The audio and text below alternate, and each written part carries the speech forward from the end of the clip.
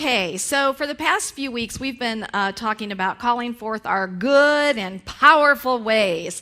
We've talked about living breakthrough-minded. We've talked about explosive blessings. And I was using Joel Osteen's book called Breakout. And I love how Joel uses the power of the word to, in a very real sense, raise the faith barometer. Florence Scovel-Shinn, who we're going to talk about today, and she wrote the book of the Game of Life, and I'm going to talk about that today. But she said, active faith impresses the subconscious with expectancy, and you keep your contact with universal intelligence. Just as Wall Street watches the market, we must watch our faith market. Often the faith market is down. Sometimes it goes down and down until a crash comes, some unhappy situation which we could have prevented. We realize we followed reason instead of intuition. And forget that last part there. But the idea behind this being that whatever it is that we can do to increase our faith barometer, that's so important for us to do. And so I love how with Joel Osteen, and by the way, as I'm reading Florence Scovel-Shinn, now Florence, she wrote her books between 1925 and 1945, and I am seeing Joel Osteen and seeing his words in so many of her words. And she was a pure metaphysician, metaphysical teacher and author, so it was pretty cool to see this. And one of her books is actually called Your Word is Your Wand. So she understands the power of our words. But he helps us to really speak the word. Now here's the beautiful thing. Our words either reflect where our consciousness is, and so much of the time that's the case, but we can use the power of the word to shift our consciousness, to recondition our consciousness. And that's more what this is about. So we're going to share some, well, actually, I want to remind you this, that in the Bible it says, by your words you are justified, and by your words you are condemned. And of course, Scripture also says that the power of life and death are in the spoken word. There is so much power in that. So we're going to share together some of the affirmations that we shared over the past couple weeks. So together, God, this is for me today. I may not see how this could happen, but I'm raising my expectations. I'm shaking off doubt, negativity, disappointments, self-pity, little dreams, and little goals. And God, I will make room for your flood of goodness. And let's go on. I am increasing my capacity to receive. I am stretching my faith to dream bigger. I am going beyond any barriers that have held me back. Now think about these. I am taking the limits off God. I am making room for God to do something new. I expect it, I accept it, and I receive it. And so it is. Now, as we talked about in Unity, we don't believe in, quote unquote, a God that is outside of us, that is sitting on some throne and that is making these things happen for us. We believe that God is both immanent and transcendent. God is within us and God is all around us. And there are those times when we get stuck in our own limited human consciousness that it is important, I know at least in my life, that I'm saying, God, I need you to help me with this. Or God, I am open to this. And so we're using it from that perspective that we're simply calling the power forth. We're calling it forth and remembering that it's always for us. Now, how many of us are good at trusting God in the small things in life? Yeah, pretty easy, isn't it? And you don't have to raise your hand. How many of us are really good at trusting God in the big things in life? Good, I love that. Yeah, and you're right. And that was exactly it. I loved how you did that. Because part of this is waking up and recognizing, choose this day whom you shall serve. I'm either choosing to serve man and the ego, intellect, or I'm choosing to serve God. And when you get down to the underneath of the word serve and all this stuff, it comes down to being under the influence of. So choose this day, what am I going to be under the influence of? My ego, my conditioned mind pattern, the intellect, man, or am I going to be under the influence of God, of spiritual truth? So that's a matter of trust. And so I have a couple of acronyms for trust. The first one is totally rely upon spiritual truth. But here's the thing, you guys, we have to know what it is that we believe to be true. We have to know that, because whatever comes up in our life, we're going to deal with that according to the foundation of what we believe is truth. And so some truth is going to be that there's only God. God is all good, never changes. No one and nothing is ever against me. Everything is for me. I live in a friendly universe. Limitless possibilities exist. I am a co-creator. All there is love. You know, just some foundational aspects of truth. But there's a whole lot more truth. But we must know what it is that we believe in order to be able to come back to this center and to live from this more often. So some of what I'm going to share with you today is from Florence Scovel Shinn. And I actually have like her complete works, which is 4 different books. But first I'm going to share with you from her book, The Game of Life and How to Play It. Now, when my first husband and I, before we even found unity, this was the very first book that we picked up, and it was like forever changed our lives because it was so profound. And then we found unity, which was like, oh yeah, this matches. This is so great. So what she says is that most people consider life a battle, but it's not a battle, it's a game. However, in order to play the game, you must know what the rules are. And that's why it's so important for you to know what is spiritual truth, what is principle, what is law, and then not only what is it, but then how do I play, quote unquote, this game of life. She said that Jesus taught that it's a great game of giving and receiving. And, this encompasses a lot of things, but essentially whatsoever a man soweth, that is also what he will reap. And so if he gives hate, he will receive hate. If he gives criticism, he will receive criticism. If he loves, he will receive love. If he gives abundance, he will receive abundance. So it's that matter of recognizing that's a spiritual law. That's a universal law. But here's the other thing about this: as you give, so shall you receive. And this is so important, and we forget it. It's not just that we give it and we receive it at some later time. In the very giving of it, in that moment, who's it going through first? In that moment, we are receiving it. So if we are giving toxic things, or if we are giving hate, resentment, anger, any of that, belittling people, gossip, who's receiving it first? Exactly.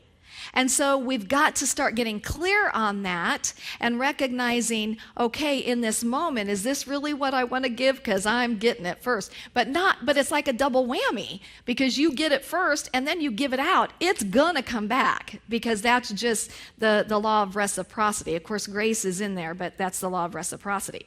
Okay. We're also taught that the imaging faculty plays a leading part in the game of life. And we've talked a lot about this, that we have this beautiful gift of a thinking mind. And it's one of our 12 powers. It's our imagination. And it's so important that we remember that we were created to have dominion over these thoughts. We were created to have dominion over the images in our minds. And we've forgotten that. And so I would say for most of us, the majority of the time, we're walking around in our day, again, thinking about what it is that we're not thinking about. How did I say that? You got to get clear on what you're thinking about when you're not thinking about what it is that you're thinking about, because we go into all these little dramas, And so we want to become clear on becoming master of our imaging faculty, of our imagination. And then, of course, Jesus said, seek ye first the kingdom of God and God's righteousness, and all these things will be added unto you. And Florence Scovel Shinn says that the kingdom is the realm of right ideas, or the divine pattern. Seek first the realm of right ideas. Seek first that divine pattern that is there. And as you seek that, and as you focus on that, all these things are added unto us that we didn't even expect. That's so awesome. Do you love it when you get something you didn't even expect? Yeah. Isn't that great? Yeah. It's really an awesome thing. Okay. So Florence talks about hitting this place called the fork in the road. And this is really where we get to choose this day whom you will serve. And she said, so every day we're all faced with these forks in the road. Should I do this or should I do that? Should I make this phone call? Should I wait? Should I ask this person out for a date? Should I take this job? Whatever it is, that we're always at this fork in the road. And she said there's 3 groups of us. And the first group is the group of people that we go to other people and we say, what do you think I should do? What should I do? What do you think I should do? And we just listen to what other people say. The second group of people is the group that just weighs every last thing and then makes a decision on that. Both of these are good. But what's important is the third group of people. And of course, that group of people are the people who are going to do what? Seek first the kingdom, go within, recognize that God is immanent. And I love, Charles said, first go to God, and then from there go to man as directed by God. So it's good to do the first 2. But what we really want to do is we really want to make sure that first we're going to God, that first we're making that our first thing every time in everything that we do. Let's see. Okay, and I love this. She said, choose this day whom you will serve, the intellect or divine guidance. So here's the key. When you make God bigger, your problems become smaller. When you magnify God instead of magnifying your difficulty, faith rises in your heart. That faith will keep you fully persuaded. Pay attention to what you focus on. Be aware of what's playing in your mind all day. Are you considering your circumstances or are you considering your God? And in any given time, I think that's a great question to ask ourselves. Am I considering my circumstances? Probably, because I'm probably in my humanness. Or am I considering God? Am I under the influence of God, of spirit, of divine mind, or am I under the influence of what looks real to me? And that's not easy, is it? I mean, because it's easier to stay focused on gosh, what is going on? It seems very finite. It seems very real. But all of us have learned in our lives that nothing is finite. That things change, boom, just like that. And I don't mean just things that happen that aren't great, but things, boom, happen like that are great. And so being open and being a player in it was really what this is about. Is that we're players in this, but we're unconscious players. And becoming conscious players in this what Florence Scovel-Shinn calls the game of life. Really become conscious players in this. Okay, so she talks about a woman came to her with a complication, and so she said to her, let God juggle the situation. And she said this woman really took this to heart, and she created the affirmation, I now let God juggle the situation. And so she went on to say that almost immediately that this woman found a home to rent, which had been vacant for a long time. And she said, let God juggle every situation, for when you try to juggle the situation, you drop all the balls. My question and answer, in my question and answers, in class, I would be asked, how do you let God juggle a situation? And what do you mean when you say I should not juggle it? You juggle with the intellect. The intellect would say, times are hard. No activity in real estate. Don't expect anything until the fall of 1958. How many of us juggle with the intellect? Okay. With spiritual law, there is only the now. Before you call, you are answered, for time and space are but a dream, and your blessing is there waiting for you to release it by faith and the word. Choose you this day whom you will serve, fear or faith. And it takes a lot of courage, and it takes a lot of strength, and it takes a lot of trust to move into this. But I'm going to share with you something that I've shared before, but it was so powerful to me. And that's that after my first husband and I split up, and there came a point when it was time for me to find a house to move into. And I really didn't have much in the way of money. And my credit wasn't good at that time. And but I'm using my principles. I am standing in that knowingness that it's all, and through this whole thing, I just am going to know that I know. Well, it was actually a person from here that said to me, oh my gosh, Sue, with your credit the way that it is, a landlord's going to check, and they're not going to rent you a house. And many of you who know me know that when somebody does that to me, I usually go, la, la, la, la, la, la, la, la. And I say, that's not my truth. That is not my truth. And I just kept focused on feeling the energy of it. And one day, a friend of mine, who was also happened to be our board president, just walks into my office and he throws this key on my desk. And he said, listen, I have this little rental house over here. You know, you may or may not like it, but why don't you go over and take a look at it? And I'm like, okay, you know. So I go over. As soon as I walk in, I knew. I mean, it was like, you know how you've had those experiences? You walk in, it's like, oh my God, this is my house. And it was perfect price range. And the really cool thing was, before he even moved in, they did all of these improvements that I had never even asked for, and they had never even told me that they were going to do. My point being, for all intents and purposes, in the world, that shouldn't have happened for me. But what I want to share with you, it came to me. He came in and threw the key on my desk. It came to me. And I know that it came to me because I stayed in that high faith. I stayed in that knowing. I did not allow somebody else's ideas to tell me why it couldn't happen. And that's how God works, you know. And the power of God is when we really get strong in that faith, and it just like, you know, it just moves things. I had a really cool smaller thing happen to me, but it was a big thing to me just yesterday. And most of us know Harry Sparks. He was our 98-year-old just angel. And he passed away in December. And I really, really, really wanted some of Harry's books. And I'd been in contact with his family off and on, but we never could make it work because they lived in St. Louis, that, you know, we could get together.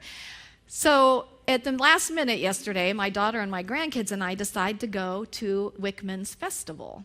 And we're talking about what time, I don't know, you know. So finally we make it happen. We're on our way up Fort, and I look over and I'm like, that's Harry's house. It looks like they're having a yard sale or something. So let's stop on the way back.